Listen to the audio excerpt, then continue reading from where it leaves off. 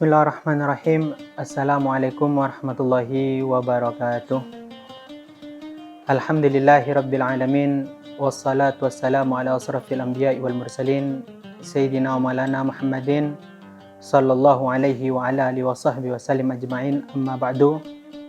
Yang sama-sama mari kita berdoa, para hadirin dimanapun kalian berada, semoga semuanya dalam perlindungan rahmat Allah Subhanahu wa Ta'ala, dan semoga masih ada kesempatan di bulan Syawal ini. Jadi saya pribadi dan kami mewakili teman-teman di Dalwa TV mengucapkan minal aidin wal faidin, kullu amu antum bakhair. Alhamdulillah, pada episode kali ini mula-mula kita akan membahas sekilas tentang Ahlul Bait. Jadi Ahlul Bait sendiri diambil dari bahasa Arab yang artinya adalah keluarga, atau yang dimaksudkan di sini adalah keluarga baginda Rasulullah Shallallahu Alaihi Wasallam. Memang kalau kita membahas tentang siapakah keluarga Rasulullah Shallallahu Alaihi Wasallam, ada banyak versi dan ada banyak riwayat. Jadi ada kalanya Rasulullah menyebut bahwasannya umat muslim itu adalah keluarga Rasulullah SAW. Dan ada juga beberapa orang-orang khusus yang memang Rasulullah sebut sebagai keluarganya. Seperti diantaranya adalah Sayyidina Salman Al-Farisi, yang mana Rasulullah sendiri yang bersabda, beliau sendiri yang menyatakan bahwasannya Salman minni wa ana min Salman. Tapi yang akan kita bahas kali ini lebih fokus kepada anak keturunan cucu baginda Rasulullah SAW, darah daging Sayyidatuna Fatimah Az-Zahra binti Rasulullah SAW.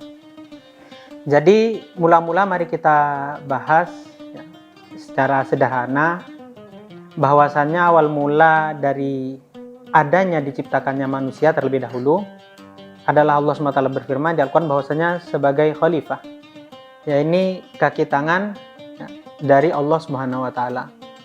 Maka pada penciptaan manusia sebenarnya para malaikat pernah memprotes ketika Allah SWT menciptakan manusia dan ingin dijadikan sebagai khalifah. Namun Allah SWT berfirman di Al-Quran bahwasanya Allah lah yang lebih mengetahui, maka para malaikat pun terdiam.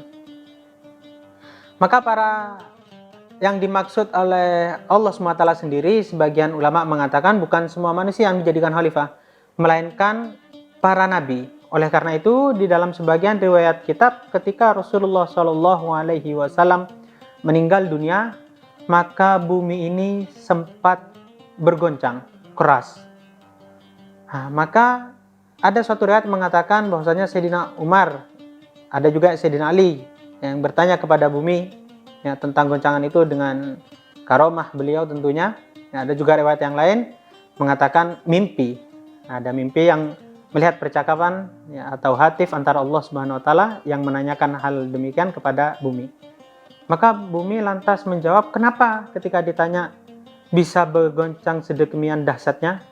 Maka bumi menjawab, ya Allah, bukankah engkau dahulu ketika menciptakanku, bersamaan dengan itu selang tidak beberapa lama engkau menciptakan manusia dan mengatakan bahwasanya mereka ada khalifah penggantimu untuk menjagaku, yaitu para nabi yang melangkah di atas punggungku ini. Nah sekarang ketika Rasulullah SAW meninggal, lalu siapa lagi yang akan melangkahkan kakinya di atas bumi? Kalau yang ada hanya orang-orang yang ahli maksiat, tidak ada lagi para nabi, maka untuk apa lagi aku bertahan? Maka menjawab hal tersebut, bumi diingatkan bahwasanya bukankah Rasulullah SAW telah bersabda bahwasanya para nabi itu tidak meninggalkan, bahwasanya para nabi itu la yuwarithu dirhaman, mereka tidak meninggalkan harta benda, mereka tidak meninggalkan dinar, dirham dan apapun itu, walakinnahum warathu al-ilmah, akan tetapi mereka para nabi termasuk Rasulullah SAW mewarisi ilmu. Sebagaimana pernah Sayyidina Abu Bakar Siddiq datang ke pasar, lalu melihat orang banyak di pasar, beliau mengatakan, kok kalian masih duduk di sini? sedangkan Rasulullah SAW sedang membagikan warisan di Masjid Nabawi. Maka orang-orang yang tadinya berkumpul di pasar, mereka semua berbondong-bondong lari ya menemui Rasulullah SAW yang ternyata ketika sampai di sana mereka mendapatkan Rasulullah SAW sedang mengajar. Ya. Maka Sayyidina Abu Bakar mengatakan kepada mereka sebelum mereka berprotes ya, bahwasanya Sayyidina Abu Bakar berkata, bukankah kalian sudah mendengar bahwasanya Rasulullah pernah bersabda kalau para nabi itu tidak mewariskan harta tapi mewariskan ilmu. Nah, jadi ilmu adalah hal yang penting. Bahkan di Al-Quran sendiri Allah SWT pernah berfirman, Allah SWT berfirman, a'udzubillahi minasyaitonirrajim, hal yastawil ladzina ya'lamuna wal ladzina la ya'lamun.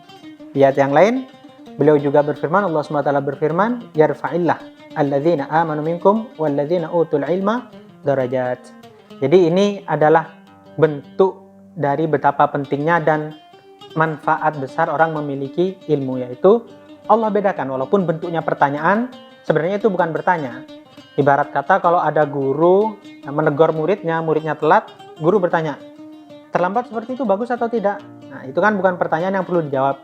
Itu teguran tapi berbentuk istifham, pertanyaan. Maka sama halnya dengan firman Allah SWT, itu sebenarnya menegaskan bahwasannya orang yang punya ilmu itu memiliki kelebihan.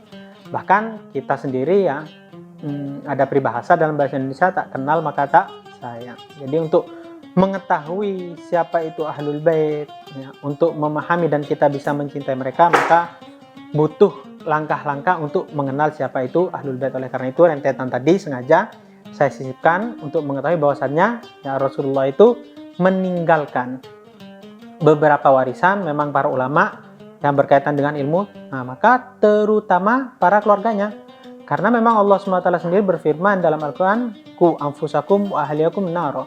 Jadi pasti Allah SWT itu mendahulukan diri kita sendiri, lalu keluarga yang paling dekat, terus semua, bahkan semua muslim.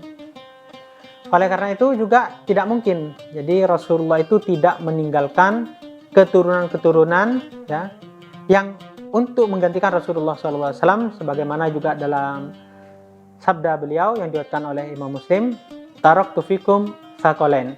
Nah, aku meninggalkan untuk kalian dua hal yang luar biasa.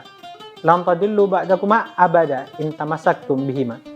Kalian tidak mungkin akan tersesat salah jalan selama kalian berpegang teguh kepada dua hal tersebut. Dua hal yang saya tinggalkan yang sangat luar biasa tersebut.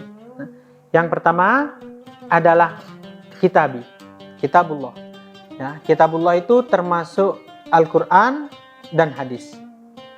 Yang kedua adalah ahlu baiti, yaitu keluargaku.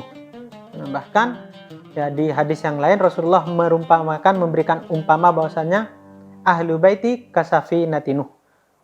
Ibarat kata keluargaku ini adalah seperti bahtera atau kapal yang besar yang dulu pernah dibuat oleh Nabi Nuh untuk menyelamatkan orang-orang yang beriman kepada beliau. Nah, maka kata Rasulullah pun di hadis sabda beliau yang selanjutnya, nah, barang siapa yang percaya, yang berpegang kepada keluargaku, maka mereka akan selamat. Dan barang siapa yang mereka meninggalkan kedua hal tersebut ya, Al-Quran, hadis, dan keluargaku, maka mereka akan tenggelam. Sebagaimana dulu umat Nabi Nuh tidak percaya, menertawakan beliau ya, maka itu juga akan terulang. Karena memang Allah SWT sendiri berfirman dalam Al-Quran, wa tilkal ayyam nudawiluha. Jadi memang ada hari-hari, maksudnya kejadian-kejadian yang sudah terjadi dan itu akan terus terulang. Jadi jangan sampai, yang maksudnya Allah SWT, jangan sampai kita termasuk orang yang salah langkah lagi. Kayak dulu ya, tadi sudah kita ceritakan bagaimana Nabi Nuh atas perintah Allah membangun kapal di atas bukit. Tidak mungkin, kayaknya mustahil, bukan kayaknya, memang kalau menurut pandangan dan pola pikir orang pasti itu mustahil. Tapi berbeda halnya kalau itu adalah kehendak Allah Subhanahu wa Ta'ala. Maka begitu juga ya, kalau ada yang bertanya apakah memang ada keluarga Rasulullah, maka keluarga Rasulullah itu ada dengan beberapa dalil tadi yang sudah saya sebutkan. Di antara juga dikenal dengan hadis ahlil kisah. Ini terkenal, sudah hadis ini masyhur, dikenal dengan hadis ahlil kisah. Jadi kisah itu semacam selendang atau selambu tapi besar, yang kejadiannya adalah pada saat itu Rasulullah membentangkan selendang tersebut ya, atau yang semacam selambu tersebut beliau masuk ke dalamnya besar, lalu beliau memanggil Sayyidina Hasan, Sayyidina Husain, ya, memanggil Sayyidina Fatimah dan Sayyidina Ali, mereka berempat. Lalu ketika mereka berada di dekat Rasulullah di dalam kisah itu, Rasulullah kemudian berdoa, Allahumma haulai ahli baiti, ya Allah, sesungguhnya mereka ini adalah keluargaku. Lalu setelah itu tiba-tiba Sayyidatuna Maimunah datang dan berkata, wa ana ya Rasulullah, sedangkan saya ya Rasulullah. Maka di hadis ini Rasulullah menjawab la. Maka Rasulullah menjawab bukan. Nah, tapi maksudnya bukan di sini bukan berarti Sayyidina Maimunah ini bukan keluarga Rasulullah, tidak. Tapi bukan keluarga Rasulullah dalam segi termasuk yang khusus, yang ada di dalam kisah tadi atau di dalam selendang tadi, selambu tadi. Nah, jadi ada leveling lah di antara keluarga Rasulullah SAW, seperti mana tadi di pembukaan sudah saya jelaskan bahwasanya banyak riwayat mengenai siapakah keluarga Rasulullah SAW. Namun yang benar-benar akan kita bahas adalah keluarga yang dimaksud sini adalah darah daging atau cucu, ya, anak keturunan Rasulullah SAW, yang mana mereka semua itu ada diturunkan melalui Sayyidatuna Fatimah Az-Zahra, dan ini adalah sebuah khususiyah. Jadi itu bukan hal yang rancu, bukan hal yang emang ada khususnya dan seterusnya, itu bukan hal yang baru lagi. Sebagaimana Rasulullah memiliki istri 11, sebagaimana Rasulullah juga boleh melaksanakan puasa wisol, juga mukjizat dan banyak hal lainnya yang memang itu menjadi suatu kekhususan yang hanya boleh dimiliki oleh Rasulullah Shallallahu Alaihi Wasallam, termasuk dalam pengkategorian keluarga Rasulullah Shallallahu Alaihi Wasallam. Jadi rentetan tadi pada intinya adalah bahwasannya siapakah ahlul bait Rasulullah? Mereka adalah orang-orang yang menisbahkan dirinya, ya, mereka adalah orang-orang yang memang ada di dalam dirinya darah daging atau darah Rasulullah SAW yang melalui jalur dari putri Rasulullah SAW, yaitu Sayyidatuna Fatimah Az-Zahra. Dan banyak hadis juga mengenai ini, termasuk sabda Rasulullah SAW, Fatimah bid'atun minni, bahwasanya Sayyidatuna Fatimah ini adalah darah dagingku. Dan ada juga hadis yang lain yang menyatakan bahwasanya Rasulullah adalah orang tua, kakek, nasab daripada putra Sayyidatuna Fatimah, dan itu adalah kekhususan. Sebagaimana Rasulullah juga pernah bersabda dalam hadis bahwasanya semua ayah dari jalur laki, ya, maksudnya ayah kita, kakek kita dari ayah dan seterusnya, mereka adalah asobah. Asobah itu adalah orang yang berhak mewarisi dan diwarisi, dan orang yang berhak menjadi wali nikah. Lalu Rasulullah berkata, wa ana asobatu Husain, sedangkan saya adalah asobah, ya, yang artinya ini Rasulullah menyatakan langsung khususiyah beliau khusus kepada putra Sayyidatuna Fatimah, maka sayalah yang menjadi asobahnya, sayalah menjadi jalur kakeknya. Bahkan di hadis yang lain juga yang tidak kalah masyhur, Rasulullah sendiri juga sudah bersabda bahwasannya, ya, kullu hasabin wa nasabin, ya, semua sebab, semua nasab itu kelak akan terputus di hari kiamat, illa hasabi wa sababi, kecuali semua yang menjadi sebabku, ya, dan juga yang termasuk nasabnya bersambung kepadaku, yang artinya, ya, bahwasanya ada keturunan Rasulullah itu ada, dan jangan sampai kita menafikan hal tersebut. Nauzubillah summa nauzubillah, itu pernah terjadi kepada As bin Wa'il. Begitu juga dalam riwayat kepada Abu Jahal, yang akhirnya ketika mereka itu mengatakan bahwasanya Rasulullah abtar, Allah SWT membalas inna syani'aka huwal abtar, ya, bahwasanya As bin Wa'il yang tidak punya keturunan. Jadi ketika, ya, As bin Wa'il ngata-ngatai Rasulullah dengan tidak punya keturunan karena putra beliau meninggal, ya, putra yang laki beliau selalu meninggal di waktu kecil dan dikatakan tidak punya keturunan, maka Allah SWT yang membalas dalam ayat tersebut bahwasanya mereka lah yang tidak punya keturunan, sedangkan Rasulullah memiliki keturunan dengan banyak dalil, termasuk di dalam Al-Quran, ya, bahwasanya Allah SWT juga berfirman di dalam Al-Quran, qul la as'alukum ajra illal mawaddah fil qurba, bahwasanya Allah SWT itu juga berfirman, yang artinya banyak ulama yang menafsirkan tersebut, katakan ya Muhammad bahwasanya, ya, Rasulullah ini tidak meminta apapun sebagai balasan kebaikan beliau, ya, termasuk juga berkaitan dengan perkataan Sayyidina Abu Bakar Siddiq,